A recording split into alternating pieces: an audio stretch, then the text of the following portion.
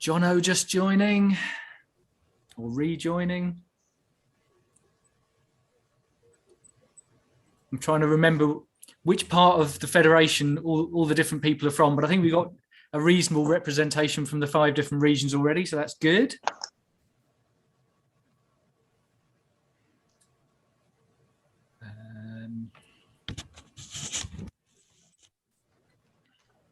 Hello, John. How are you doing?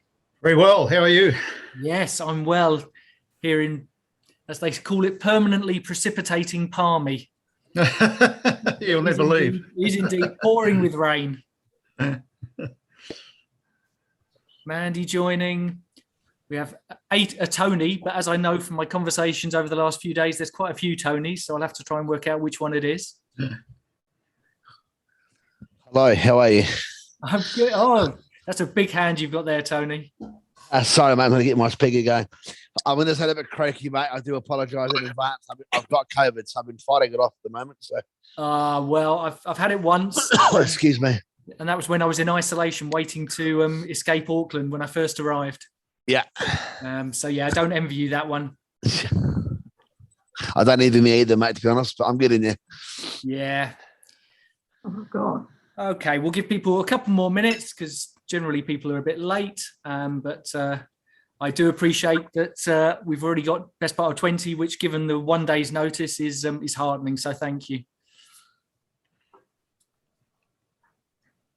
Ian Sambrook just joining.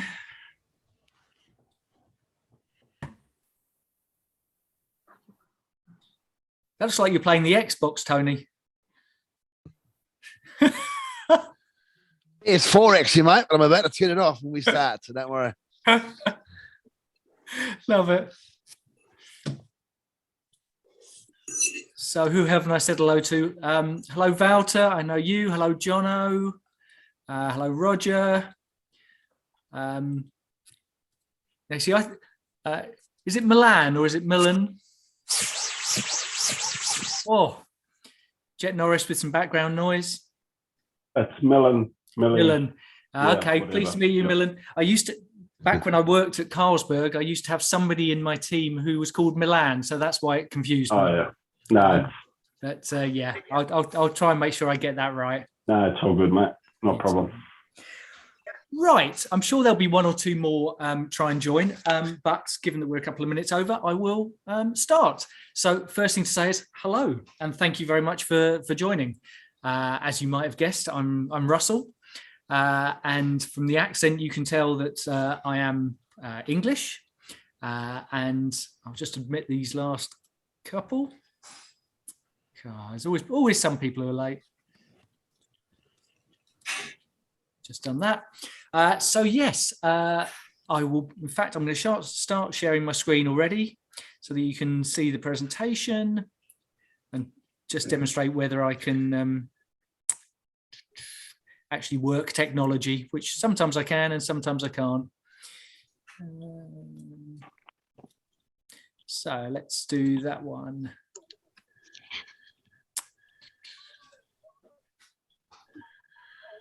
There we go. Can you see the presentation? Fantastic. There's a good start. My PowerPoint and technology skills are off to a decent start. So yes, people still joining the waiting room. Admit all. Helen and Matt Hastings. Good job. I'm not a stickler for timings, isn't it? Right. So yes, I arrived in New Zealand in February. Having said to my girlfriend said she wanted to try and find a new job. We were living together in England and Denmark at the time. And I said to her, it can be anywhere where I can either get back to England or where it's English speaking. And apparently the closest she could find to that was New Zealand. So yeah, okay, I'll make that work. But no, excited to be here. Excited to see what the country has to offer, and excited to get involved in the world of refereeing. I've met about a quarter of you already, and that's been great, but this is obviously an opportunity to get to know a few of you a bit better. In terms of what I intend to cover today is a few things. Introductions, that's what we've started doing already.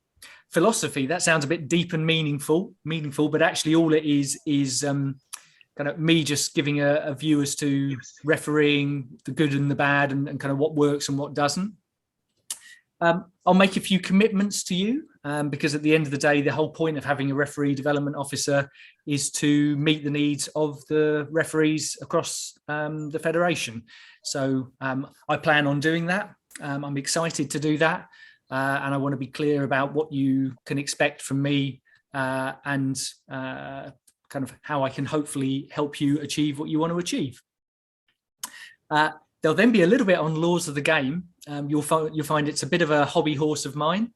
It is the absolute basic of what we do. And I don't think you will ever be on a call or in a meeting with me where we won't talk about the laws of the game in some way, shape or form.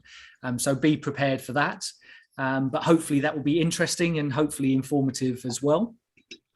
And then I thought about what topic I could do just as a bit of a gentle intro to kind of the various coaching and training things that we'll get going. And I think a topic of interest to all of us, regardless of the standard of football that we get involved in, or whether we're mainly assistants or whether we're mainly in the middle, is handball. And it's also an area where the laws have been changed more or less every year for the last 10 years. So it's been quite hard to keep track. And therefore, I thought I'd just talk about that because I think now they've finally got the laws to a good place and I'd like them to stay that way. And that's most likely to happen if we put them into practice in a coordinated fashion. So that's what I plan to cover. And I will crack on. But what I would say is, especially when we get to the laws of the game bit and the handball bit, I am fully hoping and expecting that this will be a very interactive session. Otherwise, you will get very bored by the sound of my voice. I'm keen to hear what you think. And I am a very informal person. So no kind of putting hands up or no waiting your turn. If you've got something that you want to contribute, then just jump in. Okay, who am I? So I am, this is me as a referee. I've been a match official for 12 years. I've done most of my refereeing in England, but a little bit in Denmark as well, just because my girlfriend is Danish. And there was a couple of years when there wasn't much refereeing going on in England because of COVID, but there was still plenty going on in Denmark because it's a bit more of a relaxed, laissez-faire society. So I kind of got my refereeing fix by doing stuff there. I was lucky enough and worked hard enough to be promoted 5 times in a mix of refereeing roles and assistant refereeing roles. So hopefully what that means for you is that I have both spent a reasonable amount of time at grassroots level, and I know the challenges that you're, the majority of you are facing. But equally, I've been involved in some more senior and high profile games. So for those of you who are either at that level or ambitious to get to that level, then I have got some experience to bring to that as well. Just before I left England, I managed to get myself promoted on the line as a specialist assistant referee. So that's what I was expecting to be spending my time doing through 2022 and beyond. I had got my head around giving up the whistle. However, having come to New Zealand, that's now gone out of the window. But as a specialist assistant, I was working on the Men's National League. That picture on the other side of is my very first game on the Men's National League in England, when I was taking a selfie in the changing room when I shouldn't have been using my phone at all, because you're meant to have your phone switched off. But I'm a bit of a rebel at heart, so I did that, and that shows my rubbish selfie taking skills. But yeah, that's the 5th tier of football in England. So it's where it pretty much starts becoming professional rather than semi-professional. Women's Super League, women's game is going from strength to strength. I don't know how many of you are watching the Euros, but you can start to see that the crowds are getting bigger and bigger. And that was decent to be involved in. And PL2, which was the reserve teams of the Premier League teams. So yeah, those boys are generally very young and very quick. So my old legs had a bit of a job trying to keep up with them. But more recently and more importantly, I'm very much enjoying my start in New Zealand. I've been doing middles in the Fed League and Central League lines. So I've got to work with some of the more senior officials here, but also got a real good sense as to what the teams are like across the different regions. And I have already been to Hawke's Bay. I've been to Gisborne once. I've been to Wanganui, Whanganui, call it as you will. And the only place that I'm yet to get to is Taranaki, but I will rectify that very quickly. So that's me as a referee. Any questions on that before I crack on a little bit? Cool. Just I mentioned refereeing in Denmark. I put these two pictures on the screen for the times when I've heard people say, God, it's really irritating having to remember to bring all of the kit in New Zealand. So on the right-hand side there is the kit in Denmark. So that's 7 different colours, including 7 different coloured socks. So in some ways, we have it easy in New Zealand, and we should be thankful. And the one on the left, for those people who are complaining about some of the weather that we have to referee in New Zealand, that was one of my lines on the 3rd tier in Denmark. So that was pretty chilly and pretty tough to try and work out which of the white specks was the ball and which was snow. And lastly, kind of in terms of this role specifically, I have got a decent background in referee training. So in England, I was training up new referees because that's a specific role, and it's done as a 2-day course. So I did a few of those, and more than 100 referees went through on that. I also, over the last 3 years, I actually haven't been working full time quite happily. I felt like I'd worked hard enough for 30 years and was just enjoying doing other things. But one thing I did do was volunteer to run the promotion scheme for my county, which was Hertfordshire. So in Hertfordshire, there's about 1,000 officials, and there was about 50 candidates each year up for promotion. So for those people who wanted to progress and develop, I kind of sorted out their observations and their coaching and their training. So that's, I think, a decent preparation for getting stuck in here in Central. And then lastly, whilst it wasn't a big thing, I am qualified as a referee assessor, probably to about the same level as level 2 in New Zealand. So because I'm still an active official, I don't get so much time to do that.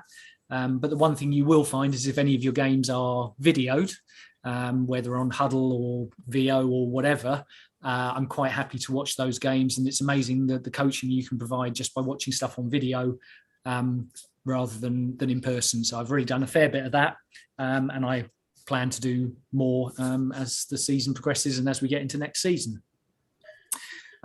So that's my background in referee training, and I'm guessing there won't be any questions on that, but if there are, then do shout.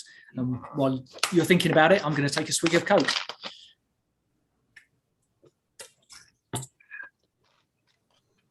Cool. Cracking on. My philosophy on refereeing. This is where it potentially gets a bit more interesting. I start from the premise that refereeing is difficult. So for those people who haven't tried it, they really have little idea just how challenging it can be. And that's part of the reason I love it. I love the physical challenge. I love the mental challenge. But at the end of the day, if anybody tries to complain about a decision, complain about kind of how on earth did we get that wrong, my first response is going to be actually refereeing is difficult. And building on that, therefore referees will make mistakes. And I will back kind of all of the central officials when they make honest mistakes. And I will just simply point out, and I would encourage you to do the same, that everybody else involved in the game is also making mistakes, whether it's players, whether it's coaches, whatever. There's not a single person who isn't making mistakes. So kind of why is it that we should be held to a different kind of standard? So kind of that's I think a simple start point. What I would say though is from my experience, coaching, training and getting fitter can lead to referees making less mistakes and or to referees being able to cope on higher level games and making kind of a similar amount of mistakes, but at a higher level. Because the reality is that even the very best referees in the world make mistakes.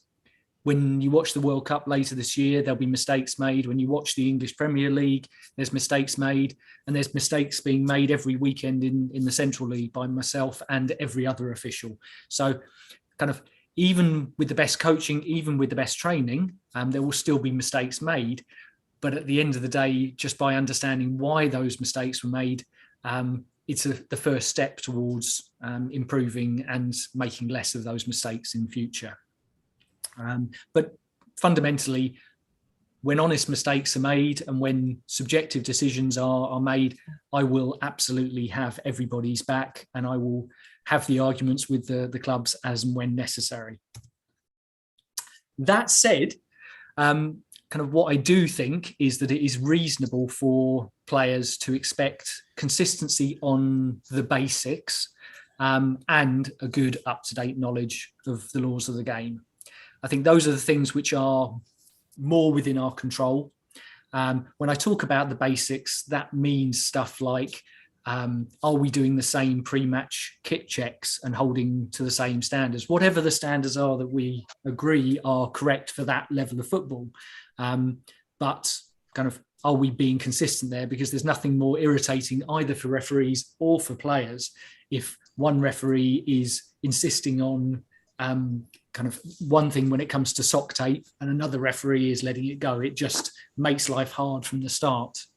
Likewise, in terms of the basics, if one referee is insisting that a throw in and every throw in and free kick is taken from the exact blade of grass, and other referees are showing more leniency, then players will just be confused as to kind of what to expect. So hopefully, as we talk more over the coming weeks, months, years, kind of we will get all on the same page about those basics. And when it comes to an up-to-date knowledge of the laws of the game, that does require some effort because they do change the laws pretty much every season. Fortunately, for the coming season, there's very few law changes, so that will make our lives a bit easier. But over the last 3 to 5 years, there has been quite a lot when it comes to drop balls, what is a caution, what's not a caution, what happens when the ball hits a match official, handball, offside. I mean, there have been many tweaks. So if we're not staying current, then again, we will be a bit exposed, because that's one area where I can't defend it. If the players or the coaching staff know the laws better than the referees, then kind of we're in a bit of a hole. So I'd like to avoid that happening if at all possible, and I'll be helping you in that regard. So there's 4 bullet points there, but kind of a fair bit of thinking. So I'd now love to hear your thoughts on or comments on kind of what I've just talked about.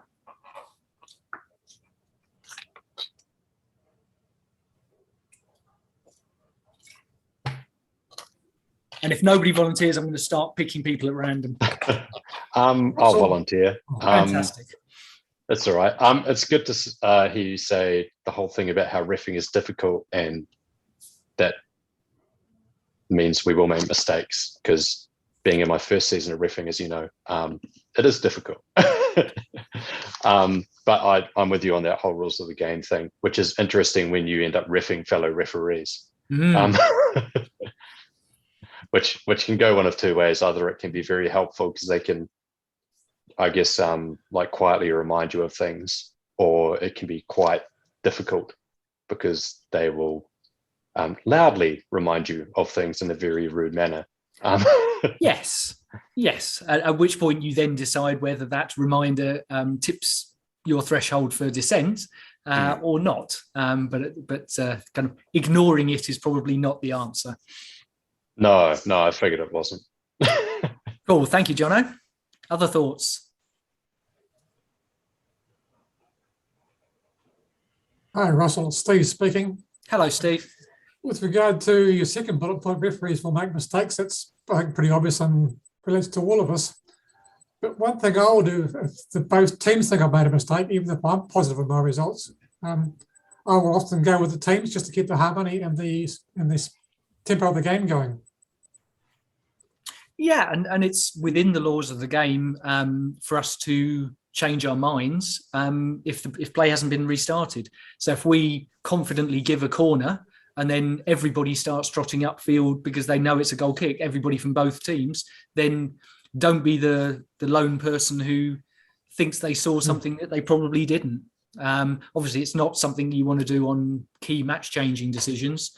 But yeah, I mean, we're being human beings. And I mean, it's quite frequent that I'll say to a player or players kind of on a relatively minor decision that I think I might have made a mistake on that one. And I think they like that humility, that vulnerability, as long as it's a one-off rather than frequent. Yeah, and both teams in agreement. And I respect the point of saying, thanks, guys. Yeah, We'll go with it and play on, absolutely. whatever the decision is. Yeah. Other thoughts? Yeah, Declan says the referee is always right. Yeah, the referee's opinion is always final. But yeah, we're human too. But you're right that there's many decisions that we make through the course of the game which are in the referee's opinion, and therefore that opinion may differ to the opinion of certainly one team and maybe even both. But it's very common that one team will see it a different way.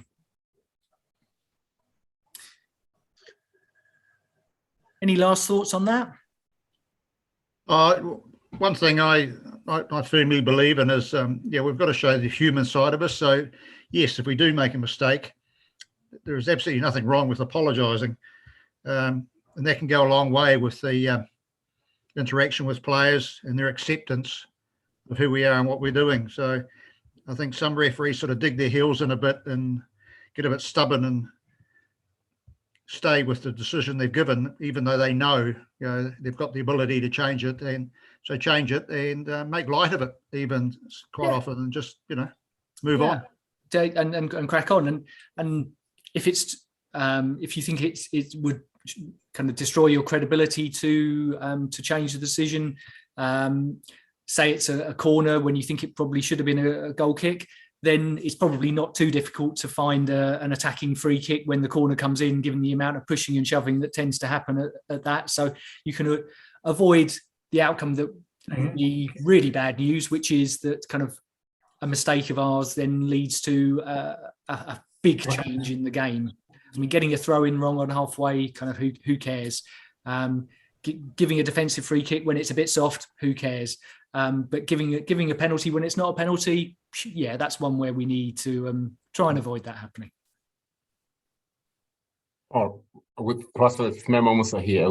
Within the kind of context of the philosophy that you've just outlined, I think whilst refereeing can be difficult, and excuse my language here, for some of our people who get some shitheads on the pitch who do some all sort of weird things, there's the other part of refereeing, which is it's about fun, as well, kind of from a philosophy's perspective, because if that human element isn't there, you wouldn't want to be on the pitch refereeing with all the difficult decisions that we make all the time. So I think as part of your fifth bullet point, I'd like to see, once it's difficult, have fun. And you're right, it should have been up there as part of my philosophy. I mean, obviously for me personally, it goes without saying, the fact that I've been an official in 3 different countries for 12 years is evidence to the fact that I love it with a passion. And the fact that I've come out of semi-retirement to do this role is further evidence that I think it's amazing. And we contribute enormously to football, and it's a challenge like no other. So yeah, I mean, I totally agree with you, and apologies for not putting that in there, because I totally agree with you. I think refereeing can be amazing fun. And you talk about we can use whatever language we like, shitheads. There are those players, there are those coaches. What I would say is, from what I've seen thus far, things are much gentler in New Zealand than they were in England, which still doesn't make the times when we are abused any better. But kind of the good news is that there is more respect in New Zealand and there is more camaraderie. The other thing I would say in terms of officials is you've been given a lot of tools to deal with that kind of behaviour. And again, it's much easier for me and much easier for Central Football to sort things out post-game if you've used the full range of the tools at your disposal during the game. So if a player's giving you grief, then have they been sin binned? If there's been offensive language towards you, has it been red carded? If a coach has stepped out of line, have they been carded? And so on and so forth. And even before that, kind of the using your personality, having a strong word. There's so many different tools that we have. The hardest thing for me and or for Central Football will be if kind of post game you get in touch and say, these guys were giving me a terrible time. It was awful, kind of one of the worst games I've been involved in. And then the match record shows no yellow cards, no red cards. That makes it really hard. So use all of the tools that are at your disposal. But then kind of if it's out of line, then absolutely, I know Central Football will step in. And I was in the office today and there was kind of the one club was being levied with the highest fine that anybody could remember in the last 3 or 4 years. So kind of if they're out of line, then kind of the fines can be substantial. Okay, in the interest of time, I will crack on. I don't think there's a problem giving out cards for difficult games, Russell. It is a way of managing. Okay, say that again because you broke up. The game. Some probably go too far sometimes. Yeah, and there's a balance. I mean, I'm an English referee. I'm used to talking to players, giving them chances wherever possible, using the stepped approach, having a quiet word, having a public word, and I'll probably do a whole training on that. So we shouldn't get into it too much. But yeah, there's lots of different tools without then rushing to cards. But at the end of the day, if the match, I did a match 6 months ago, 10 yellows and 2 reds. And I didn't referee it any differently to how I normally referee. It just needed it. And there was nothing I could do. Whereas there's other games I'll come off with no cards. So we should never feel bad if we have used all the tools at our disposal and it ends up as a card fest. Sometimes that can happen. Cool, but that's a good topic, the whole kind of player management, and we'll come back to that on a future session. So probably the most important page, my commitment to you as central match officials. What can you expect? So I'm 3 days in, so I'm sure I will build on this, but there are 4 things that I will commit to you here and now. I will hold regular training calls on Zoom. I mean, this federation is too big to do anything other than that. It would be crazy. This is the way to get everybody who wants to improve as an official together on a regular basis. And I think we're all in these post-COVID times well used to Zoom as a means of communication. I will visit all 5 regions at least 6 times per year. I mean, I don't know what is going to be practical beyond that, but fundamentally, there's 5 regions. All of them matter. I'm quite fortunate living in Palmy. I mean, it seems that all roads lead through Palmy, so I can get to anywhere without it being ridiculously difficult. And obviously, Gisborne is the hardest. But if I've gone to Hawke's Bay, then it's just another hop on from there. So you will see me in person, and that will be both for games, but also then for kind of face-to-face sessions and hopefully some social beers as well, because as you say, refereeing should be fun. I pride myself on being informal, and yes, email has a role and Zoom calls have a role, but at the end of the day, I've got a phone, and I have no problem with any of you calling me about any refereeing matter whenever you need to. And if I can pick it up straight away, I absolutely will do. Whether that's because you've had a particularly good game and you want to tell me how pleased you are, or whether you've had a particularly difficult game and you want to just have somebody to vent at. If you had some challenging moments that you weren't sure how to deal with and you want some advice, more than happy to help. If you weren't sure about something in law, then pick up the phone to me. If you want to be assessed, or if you feel like you're ready for bigger games, pick up the phone to me. So kind of that is really important to me. I can only do the best job that I can do if people are telling me what they want and need. So again, don't be shy.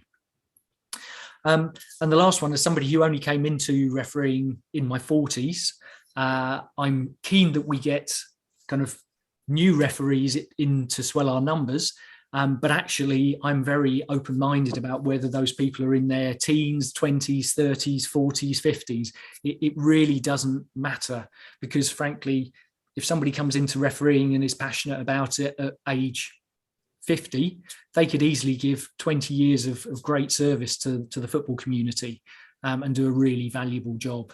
So there will be no barriers or restrictions whether people are male, female, what ethnic minority or not, what age they are. As far as I'm concerned, it's completely equal opportunities, and I would be delighted to get people coaching or assessing whoever wants it, whatever level you are at the moment and whatever age you are at the moment. So those are the 4 things that I'm happy to commit. Is there anything that you think is massively missing from that, or anything that surprises you, or kind of just any general comments?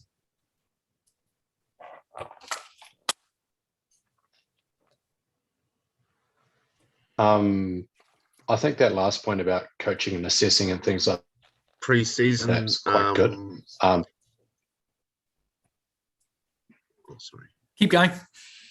Sorry. Yeah, that last point I thought was quite good, because like, again, as someone who's only started this season, I pretty much got sent a uniform, told learn the rules of the game, shown like there's that kind of New Zealand football graphic of like how you can like go up through, there's level 4, 3, 2, or whatever they are, and then kind of told have at it. And then just kind of had people turn up every now and then. I mean, like yourself the other week, or Rod Pelosi, to just kind of like watch and then email me something. And I don't know if that's just because I'm new or if that's just the way it is. But like, there's not really been any advice about how to get good beyond just kind of what people have emailed. Yeah, and that is probably the most valuable way to learn is on the job, whether it's refereeing or whether it's actually in business. There's a general mantra these days that kind of 80% of your learning is by doing the day job, and then 20% might be kind of other coaching or training on top, because actually seeing you in action, that's where people can kind of praise what you're doing well, or kind of pick up on the areas where there's opportunities to improve. So that's definitely going to be a big part of it. But I can't comment on kind of the training that basic new referees get. Certainly from my perspective, that's part of my job, and it's something I'm used to doing in England. So any new recruits from here on in, absolutely, I will be taking through the basics before we let them loose on the green stuff. There's another element to that, Russell. I think coaching available for all ages is absolutely brilliant. But listening to Jono's comment there, one thing that I find was kind of valuable when I was sort of playing and refereeing was the camaraderie and the support that I got from the senior referees, within the Whanganui area where we are. And that kind of getting some tips from other referees coming to kind of watch the game that I was doing, and then talking about it afterwards, over a couple of beers, is kind of also really invaluable support and coaching that you get from your colleagues, which also helps you to kind of keep safe in respect to how you manage some of the relationships with some of the teams, clubs, and players. So I think, I'd like you to kind of encourage that camaraderie, around some of the younger referees, so that they feel free and safe enough to come and talk to some of the senior referees in their area and get some support. Even, as I say, it's something as basic as coming to watch their game and then talking you through afterwards. Definitely. And I'm a big believer in that. So coaching doesn't have to be super formal. It doesn't have to be proper, well-written assessment reports. It can be as simple as somebody watching 45 minutes and then just giving a few pointers verbally or kind of on a simple form or whatever.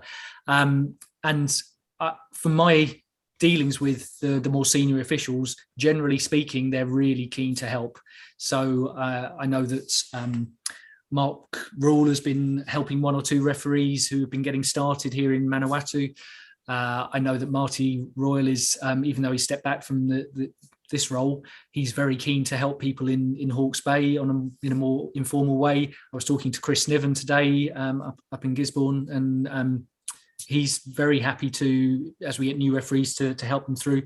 So totally agree. Kind of the people who've been through the mill of kind of learning what it's like to get started as a referee are the people who are best placed to help the new officials. So I will be leaning on them heavily.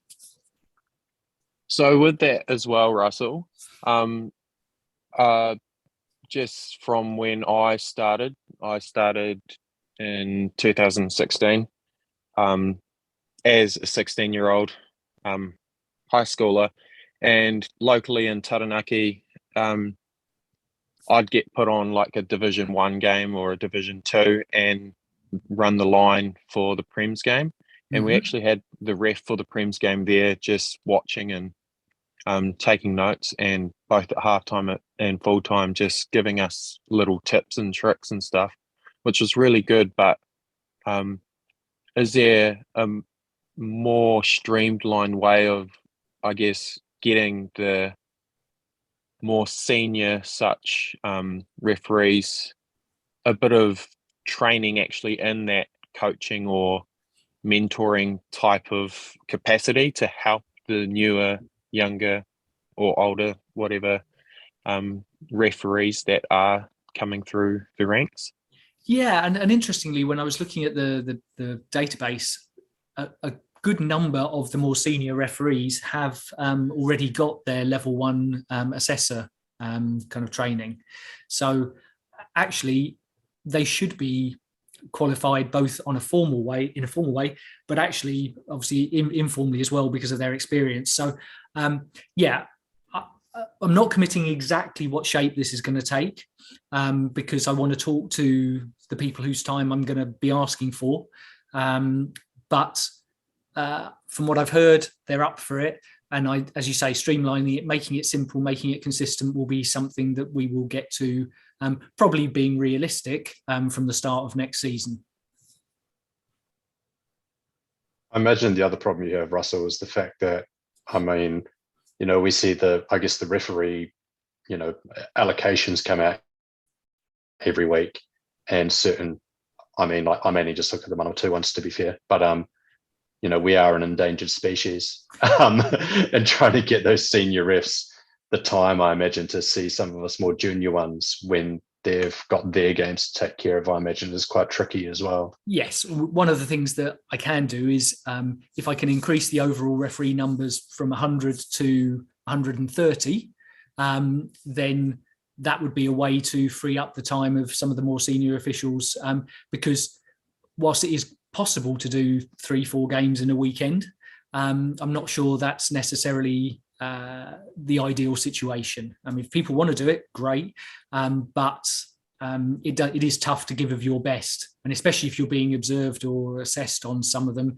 you want to give yourself the best possible chance. So I know we need more referees in all 5 of the regions, more so in some than others, and actually in the off season, that's when I will be getting around the schools, the clubs if I can, and just trying to find ways to make sure that we are bigger in numbers when we kick off next season. Right. I'm conscious that we're going to run out of time because there's been some great questions. So I'm going to crack on because I want to get through the last couple of bits as well. So we have 5 laws of the game questions. Now, I want to stress a couple of things before we get into these. First one is the reason for doing this in this safe environment is to help us all learn and improve. So I'm not expecting all correct answers, partly because I've deliberately picked questions which are a little bit challenging, and partly because this is the first one we've done and so on and so forth. So that's not going to be a problem. The second thing is I'm looking for the correct answer in law, not because I think we necessarily will always do everything exactly by the book when we're out there, but because I'd far rather, if we are going to know when to bend and flex, we're doing that from the right knowledge base rather than from a lack of knowledge. So those are 2 things to bear in mind. So it's 5 questions, and on each of them there are 4 possible answers, and I am open to volunteers to give it a go. So here's the first one.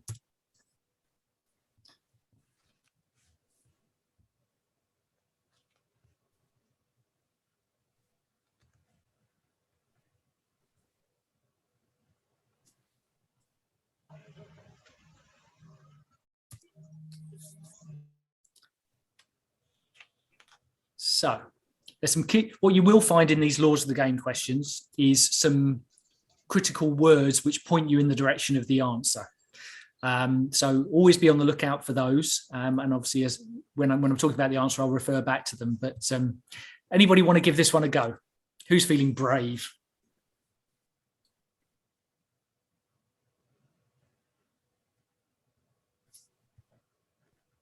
Nobody feeling brave? Oh, we're doing it on chat, are we? Okay. So we have an answer A from Jet. We have an answer D from Declan. We have an answer A from Aidan. I'm going to go C. We have C. So we have A, D, and C so far. Okay. A. So the majority answer is A. Would somebody who has said A want to give me their rationale? Well, you've played. I feel like I've done all the talking, so I want someone else to. Yeah. Let someone else have a go. So who's put A? I'm gonna pick someone. Milan. I can say yep. So I chose A because even though it's a committing careless foul in a stopping promising attack, because we played advantage and the other team successfully scored a goal, then in my view, the yellow cards gets demoted down to no formal action for me. Yes, that's a great way of putting it, and that's entirely right. So there was a recent change about a year ago to the laws where IFAB decided that there were a couple of occasions where a yellow card was no longer necessary. And it's basically those 2 occasions where even though the player was trying to stop a promising attack, actually the attacking team kind of carried on that promising attack. So one of them is where you play an advantage. So well done you've played an advantage, you've helped the attacking team, and you've avoided having to give out a yellow card. So kind of everybody wins. The other occasion is where you stop play to give the free kick, but the attacking team decide to take a quick free kick. So they've decided that quick free kick is more of an advantage for them than stopping the game and you issuing that caution. So in both those cases, you no longer have to give a yellow card, so long as it's a careless challenge, as it says in this one. So kind of it's a good law change because less yellow cards, more preference to the attacking team, and kind of that's all good. So is that clear for everybody? Yes. Yep. Good. Yep. Second question.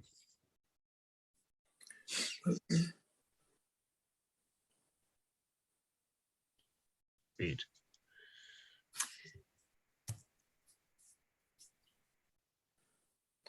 There's a yellow So we have a card. reckless tackle followed by abusive language. What cards would you like to show? One read. A red and a yellow. No, it's not red at all. Who said red and yellow? Declan, tell us why you think it's red and yellow. Because you're going to give the yellow for when they did a reckless tackle. And then you're going to give the red because it's just swan at. Yes. So the clue word in the first part is reckless. So careless tackle is just a free kick. Reckless tackle is a yellow card by definition. And a tackle with excessive force or endangering safety is a red card. So in this question, specifically says reckless. Now, what is a reckless tackle? We could spend a whole session on and try and get on the same page as to consistently deciding where the dividing line is between careless and reckless. And actually, we talk about consistency, but the dividing line might be different depending on the temperature of the game or kind of how many cards you've given up to that point. But fundamentally, if you decide it's a reckless tackle, then yes, it's a yellow card. So you said kind of sworn at, and that's an important point as well, Declan, because the old language in the laws was that foul and abusive language was a problem. Fortunately, they've changed that. So we shouldn't be talking about foul and abusive as a term anymore, because actually you could say, therefore, if somebody messes up a shot and goes, fuck, at themselves, that's foul and abusive language. That is not a sanctionable offence. What is, though, is where people use offensive, insulting or abusive language towards someone else. So many of you will know the acronym, but kind of OFINABUS is short for offensive, insulting, abusive. So that's an easy way to remember what it's now been changed to. If you clearly hear somebody using that kind of language towards yourself or another participant, then by law, that is a red card. So any thoughts or questions on that one?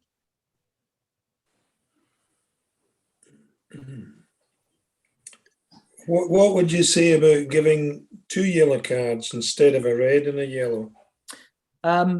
I'd say if it's clearly abusive language, then that's not the right answer. Okay. I mean, if you because you then need to decide, I mean, actually, what have you given that second yellow card for? Because it's not dissent. So kind of it starts to get a bit tricky as to kind of what you've given it for.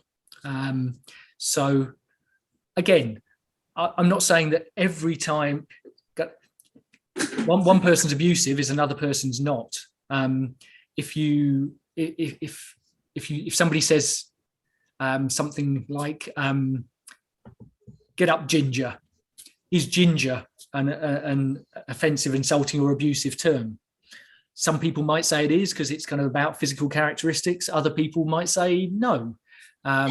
Whereas if somebody said, "get up, you fat fuck," then that's more likely to be seen as abusive. So again, we could debate that, but all I want you to be clear on is if you believe that what was said was clearly abusive, offensive, or insulting, then you know that in law, that is a red card. Okay, good. Thank you. Cool. Right. 1 red, 1 yellow. 2 down, 3 to go.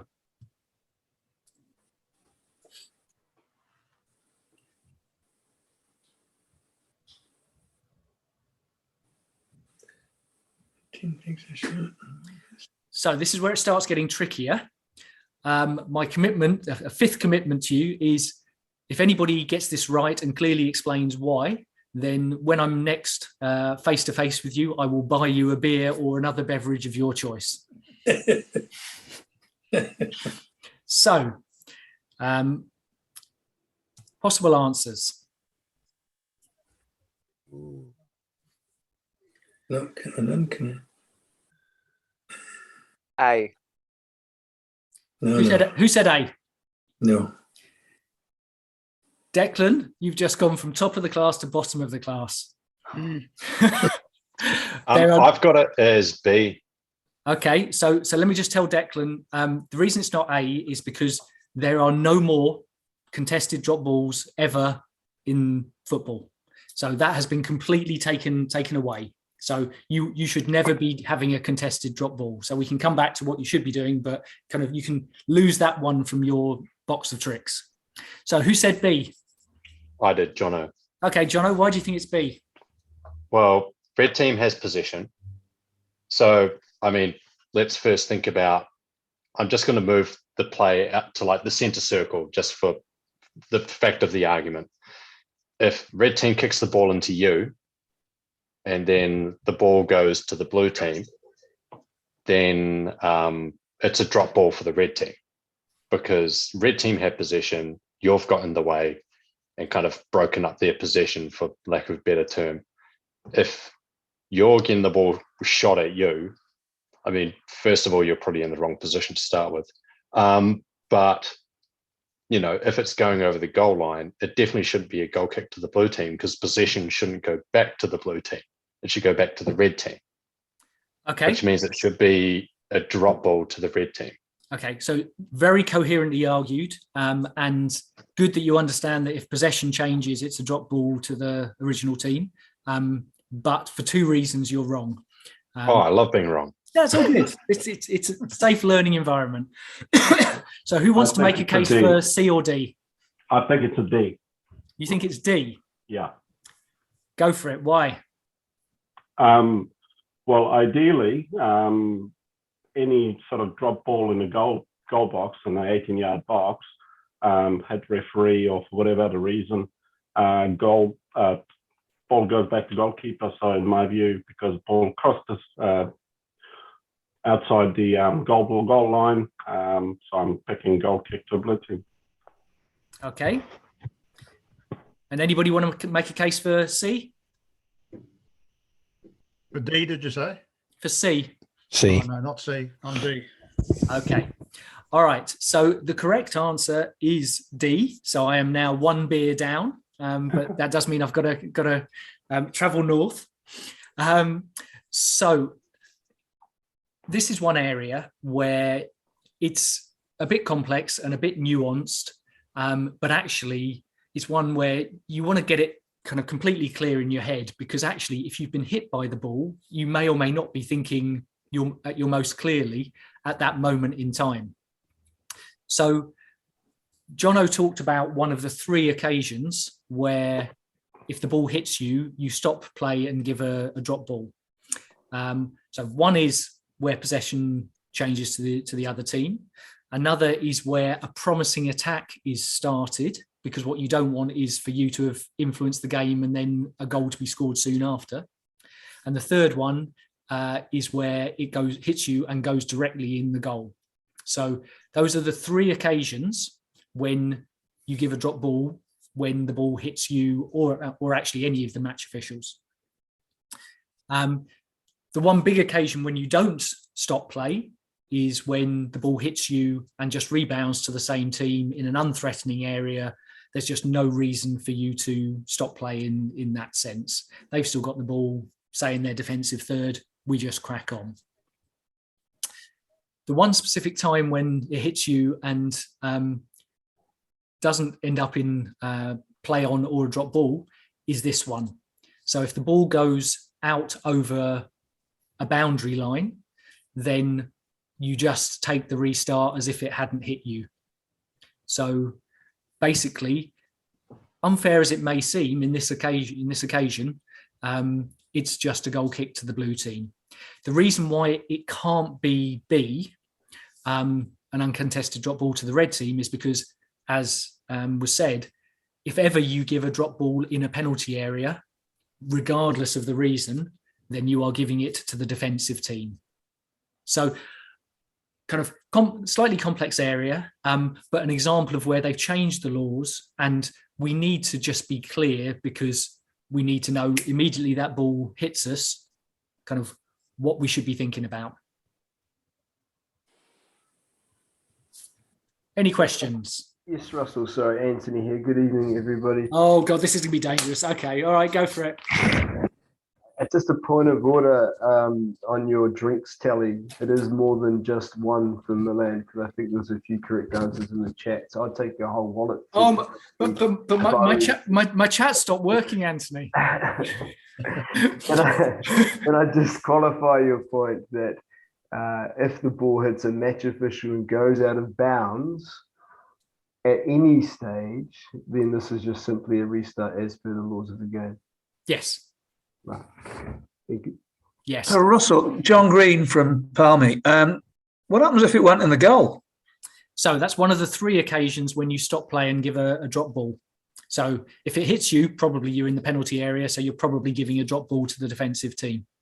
Okay, so that's not a restart as per normal, though, is it? No. So which you'd implied. Got you. Thank you. Which is why I put kind of over the goal line outside the posts.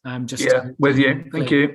I mean, the other advice that comes out of this question is, whilst it's great to penetrate the penalty area when you absolutely have to be on the spot to give the correct decision, it should be done very carefully and very advisedly. So 99 times out of 100, you want to be hanging back, because actually getting caught up in play can lead to all sorts of difficult situations, of which this is one. So never say never, but it is an approach with caution part of the pitch. I guess another thing to clear up as well is that if like in this question, the red team takes the shot and it hits the ref, if it then drops to the red team and they score, it's definitely a goal, isn't it? So if it's in this area, i.e. near the goal, if it hits the referee and drops to the red team, you're pretty much saying it started a promising attack.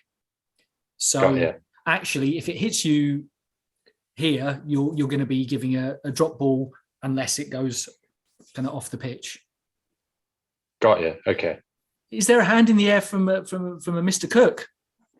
There is. I just wanted to clarify, when you're saying dropping a ball to the defending team, my understanding is it needs to be dropped to the goalkeeper specifically. Yes, you're absolutely right. And I mean, obviously, that's going to be the way it works out. But you're right. It's good to clarify that. So thank you.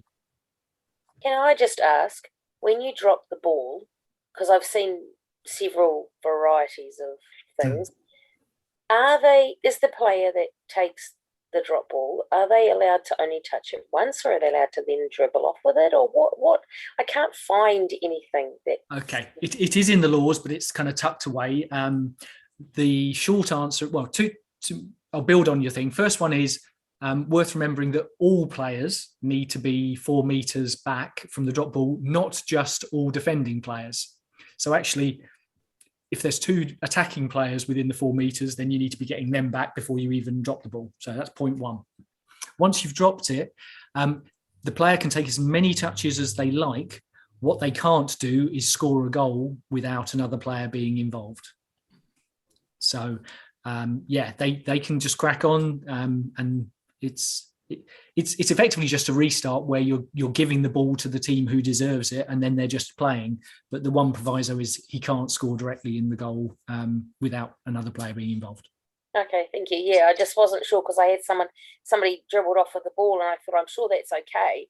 And I had another player said, "Oh, aren't they allowed to only touch it once?" And I was like, I don't know. No, that's not it. And what you will find is that even though this drop ball law was changed 3 or 4 years ago, you will still get players saying, "Oh, it's all right, I'll kick it back to them, ref," and or we can contest it. And kind of, this is one of those laws, one of the many laws where players generally don't have a clue. So I just encourage all of you to do the drop balls properly. Don't have any of this kicking back nonsense, because the sooner everybody realizes that the drop ball is just a way of getting it back into play to the team who had possession, the better. Does the ball have to travel forward in a case like that? What if the ball is kicked back to the goalkeeper and the goalkeeper messes it up and it goes in the goal? Wow. Okay, now we're talking about interesting ones. On a kick. Yeah, I generally speaking, from a restart, if the ball goes directly in the team's own goal, it is a corner kick to the other team. So, I mean, I tend to try and stay away from the really weird and wonderful stuff when I'm doing laws of the game, because I don't want to, it's not about kind of the spaceship landing in the middle of the pitch type ones. What I try and do is, hopefully you're seeing here, is put plausible scenarios which we all might face in the course of a typical season in New Zealand. But that's why I needed to think about that one. From what you've just described, I'm pretty confident it's a corner kick. Thank you. Cool, cracking on. 3 down. It's a goal kick to the blue team. 4th question. Yeah. I'm wanting everybody to get this one right.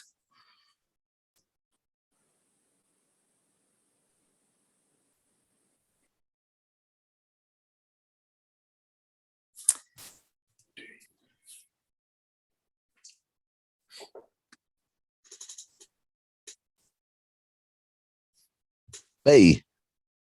Who said B? Was it Tony? It was me, yes. Tony, tell us why it's B. Because I don't see a problem with that. You hear it all the time. If you don't mind calling out the ball, I don't see a problem with that at all. Yeah, you don't have to call a name anymore, do you? You can call my ball. Yeah, the keeper can call it. He's called for the ball. I don't see a problem with that. Play on. Fantastic. That is completely correct. Certainly in England, there is and was an urban myth that you couldn't shout mine and that you had to put a name on it, i.e. say your own name. That's never been part of the laws. The only law we need to worry about is if somebody shouts deliberately to deceive or distract an opponent. And typically that's going to be either at a penalty or a attacking free kick, or when it's one-on-one on the goalkeeper and somebody thinks it's smart to shout out boo just as they're kind of taking their shot. That is something we should be punishing, and we should be punishing it with a caution, because it's clearly unsporting behaviour. But you have to be confident that it was intended to deceive the other player or distract. In that case, what code are we using? Because I have seen it. Okay. As of right now, I'm not the person to ask about specific New Zealand caution codes, because I'm still We all learning just myself. stood there and looked at this kid and went, what the hell was that? Because he barked at the goalkeeper. He went, oh, at this goalkeeper. We're like, what? There you go. Nobody knew what to do. So would somebody with more knowledge of New Zealand caution codes like to give me a helping hand on that one? I'll probably choose respect the lack of respect of the football game, which is Y7, I think. That sounds plausible. Unless there's anything more specific, then that would entirely work for this scenario. Cool. Very good. That one was easy as I thought it might be, but I just wanted to be clear. There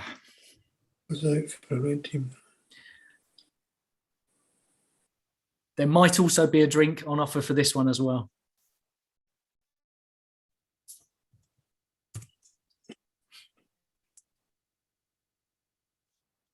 I'm on for the drink. I'm on for the drink. Go for it for the drink? C, yellow. So who said that? I did. You might need, so Ian, yeah? Yeah. Okay. Unsporting behaviour.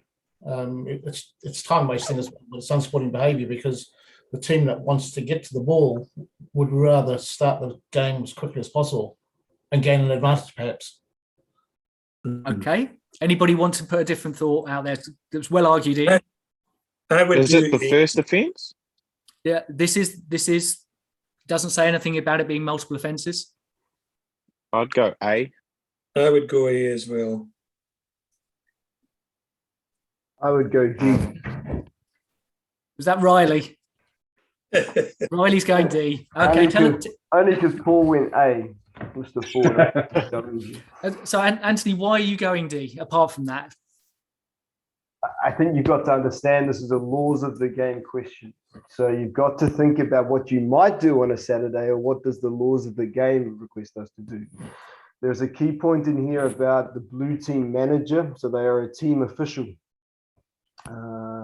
So therefore, then under the laws of the game, we're a team official. One of the examples of showing a red card is when they kick or prevent the game from being restarted from the technical area. So in this case, I would be showing a red card and dismissing them from the technical area. And you would be correct in law so to do. So kind of the reason this question is in there is because there is, I think it's great news for us that we can now show cards to team officials. It's a simplification from where we used to be, and we should use them.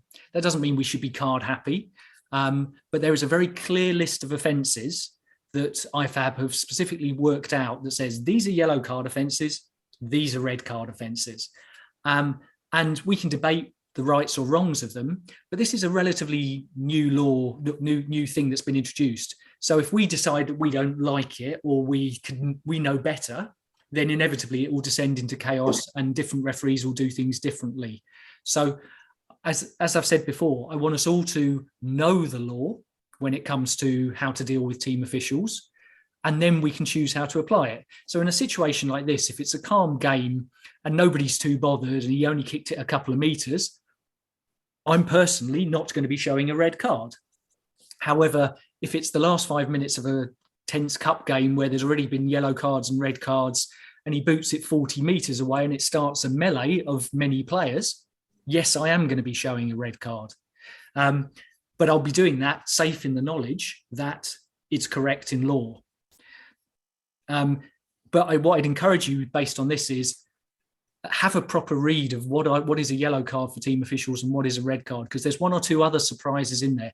This one specifically was brought in because A, there's no reason for them to touch the ball at all, and B, it does have the potential to cause match control problems because the other team aren't going to like it. They're going to take offence.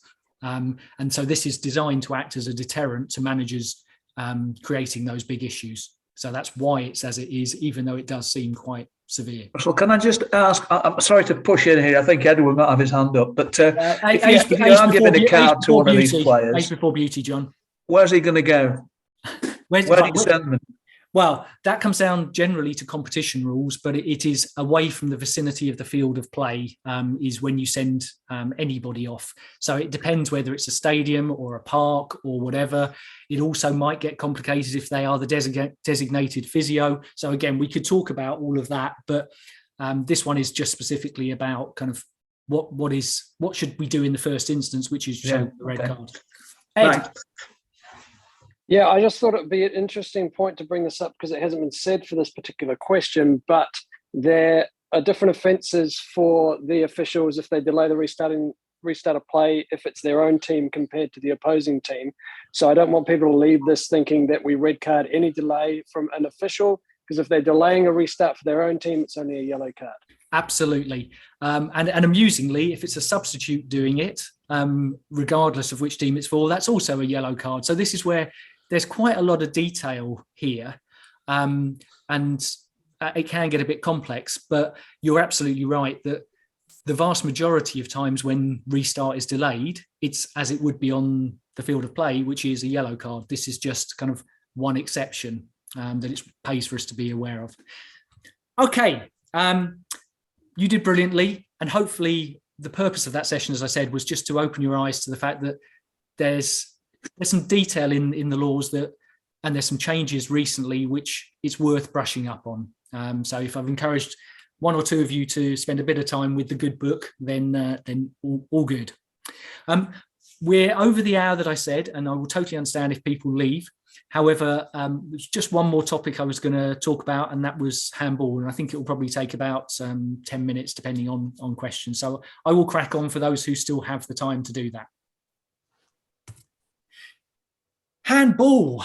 Why did I pick this topic? As I said at the start, it's because it's applicable to all of us. And there are certain things that players will shout towards us in the course of every game. And it might be in the back, or it might be foul throw. Another one is handball. Every time that the ball comes vaguely close to hitting an opposing player's hand or arm. So in that context, I think it's a worthwhile topic. Also, after 10 or more years of tinkering with the law, I believe that IFAB have finally got the handball law to the right, perfect, fantastic place. And in that context, I'm keen that we really do it properly and consistently in a way that the teams get used to, so that it makes it less likely that they will tinker again to a less good place. So that's why I pick handball. So we'll start with the basics, which is not every. So most of these are direct quotes from the laws of the game. So not every touch of a player's hand or arm with the ball is an offence. This may surprise many players who seem to think that it is, or at least should be when it's the opposition team. But we need to be clear, a bit like being in an offside position is not an offence. Touching the ball with your hand or arm is not necessarily an offence. However, it is an offence in a couple of scenarios. Firstly, when a player deliberately touches the ball with hand or arm. So this is where people talk about kind of arm to ball or hand to ball rather than ball to hand.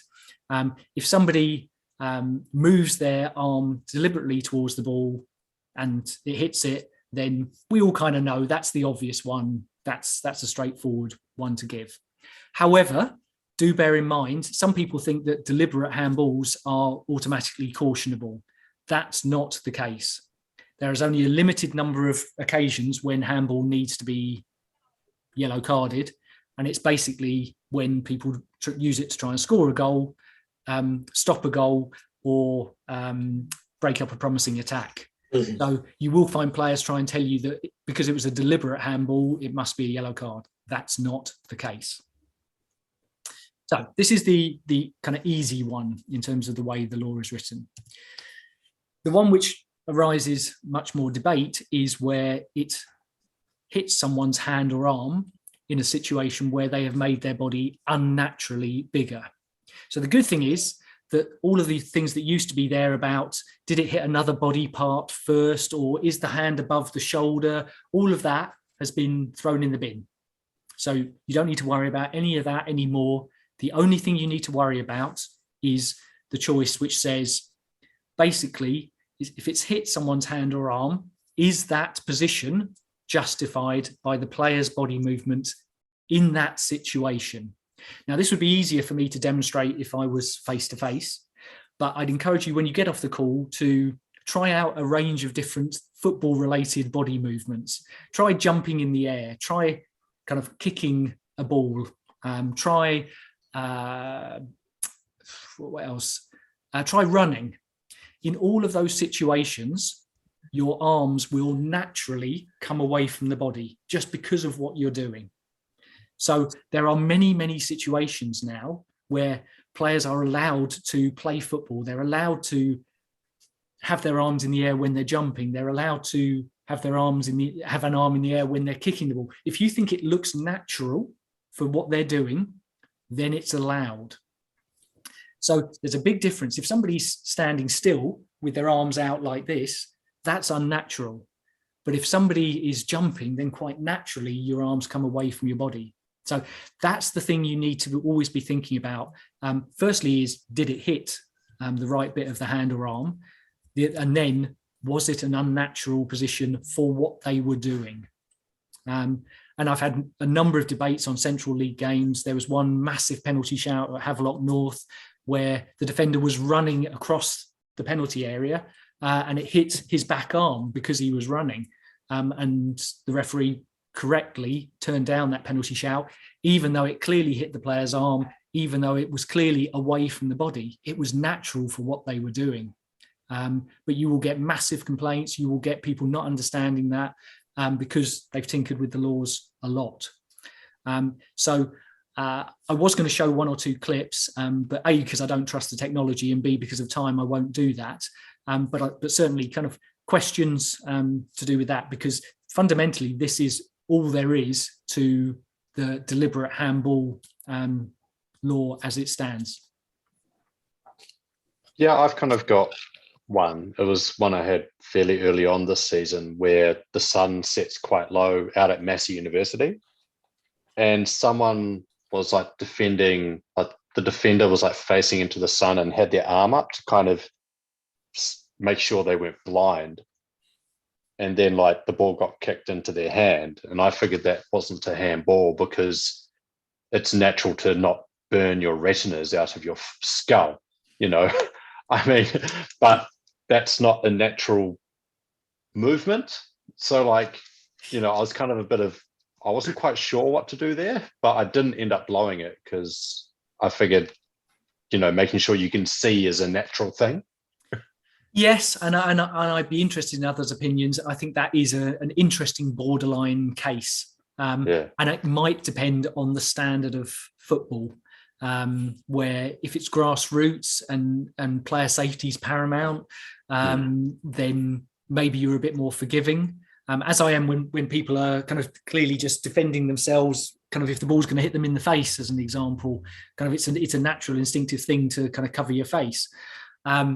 Whereas at kind of the most senior levels, where people are being paid money and kind of should be prepared to be a bit more careful, then I'd be less forgiving. So it's a good example, and I think it's one where you could argue it either way, because no matter how good the handball law is, there will still be grey areas, marginal areas, and I think you've picked on one of them.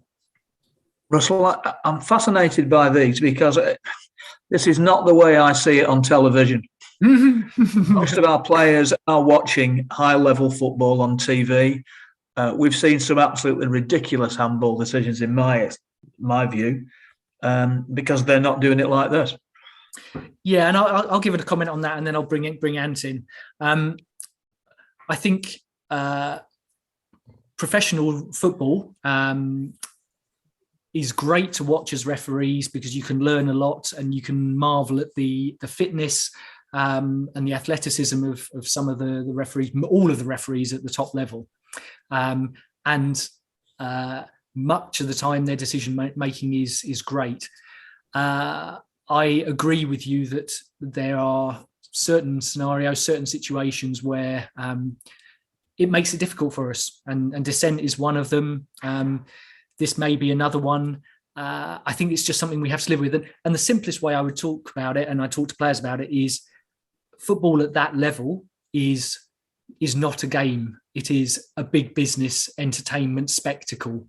And as such, it will be managed differently. So kind of the games that I would be involved in back in England, kind of there's a reason why I would have to turn up 2.5 hours before kickoff. And that's because you've got rigmarole with talking to the safety officer and the crowd stewards and the TV folk and et cetera, et cetera. It's a very different world. So I agree with you, but I think we have to say that regrettably, kind of, especially in these VAR days as well, it is a somewhat different world. And I think just going back to Jono's example, one of the questions I tend to ask myself, Russell, this law makes our life harder because it's going to be less. You talk about consistency on decisions. Okay, well, and jump in again, and then we'll earlier come back. on in your inconsistency between referees. I think we've got inconsistency at the moment. So over time, my intent is for that inconsistency to lessen. And that's by trying to get everybody on the same page. The reality is we've got however many, 20, 25 referees have joined this call. That means 75 haven't. So whatever we say here can only go so far. But we can all be reassured that all I've put up on the screen is quotes from the laws of the game. This is nothing other than the law as it is written and meant to be applied. So if we start from that premise, then hopefully we shouldn't be going far wrong. And you were partway through. Respect to Jono's example, and I think it's a question that you can look to challenge yourself on whenever you're making a decision on the pitch is, what is the player trying to achieve? And notice the words that I've used and not used. I haven't used the word intent. All right. I haven't used the word, what is their intention? Because that's no longer in our laws. Yeah. But for the handball situation, what are they looking to try and do? Are they looking to challenge for the ball fairly? in arms and hands in a position which is natural to the activity that they're performing? Or are they looking to deceive the referee or attempt to deceive the referee by handling the ball? Or are they looking to stop a promising attack? Or are they looking to deliberately handle the ball? And so that's that sort of quiz in your mind about what is this player trying to do? And that'll be different at different levels of the game. And I think in a community sort of grassroots type level where you're trying to protect yourself from the sun, that would be different compared to what might be happening at higher levels of the game. So yeah, maybe if you can store that question for newer members, for newer referees, what is this player trying to do? Yeah, I think it might help. I think it's a helpful way of thinking about it.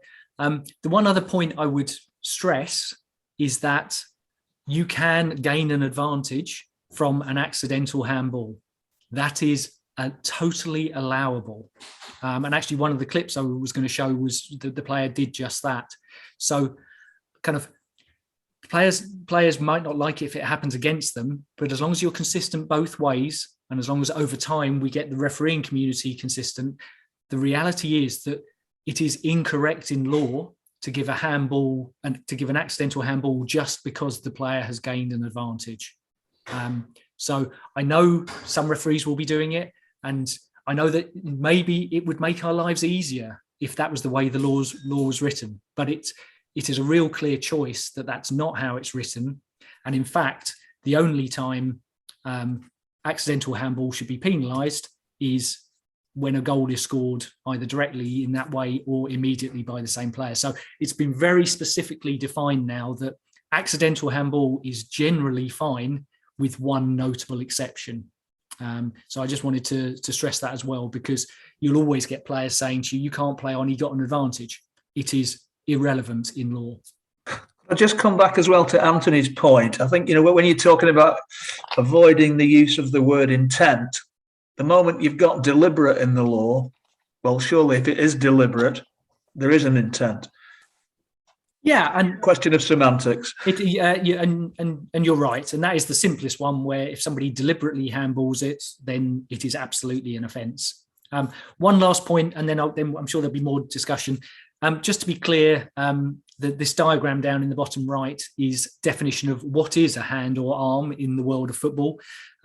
Basically, it is kind of typically below the shirt sleeve, or the bottom of the armpit is another way it's described. But just to be clear, kind of if it hits people on the green bit, then that is by definition not an offence. So I knew that this would be a bit controversial, but it is a topic that's dear to my heart, which is why I put it out there. So other thoughts? Yeah, one thing about that diagram with the kind of the green bit. Do we treat the green bit like we do, the touch line, where if a part of the ball is over the green bit, then it's fine? That's how I would interpret it. Okay. I mean, oftentimes you'll be hard pushed to see the exact point of contact because the ball will have come quickly. I'm not sure they have ever properly defined whether it's kind of any part of the ball touching the green zone or any part of the ball touching the red zone. But my advice to you is kind of be cautious. I would always rather give less handballs rather than more.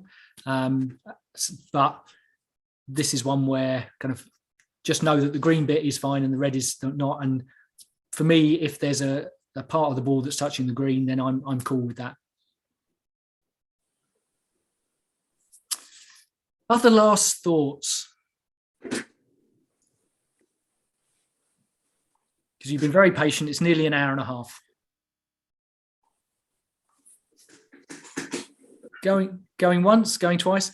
I'm more than happy to continue debating this on the phone or when I see you in person. And I would very much hope that that's going to be very soon. So that wraps it up for tonight. Hopefully that's given you a flavour of what you can expect from me going forwards.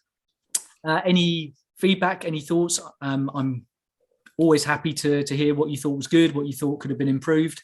And I really thank you for joining, and I'm looking forward to working with each and every one of you.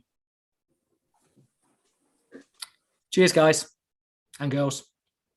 Thanks, Russell. Cheers. Thank you. Thank you. Goodbye. Cheers, Russell. Bye. Russell. See you next time. Cheers, buddy. Thanks, Russell. Ian Russell. Rod, you snuck in. I've been listening for the last 35 minutes. Wow, look at that. Now and then there were 4. Carmen. Oh no.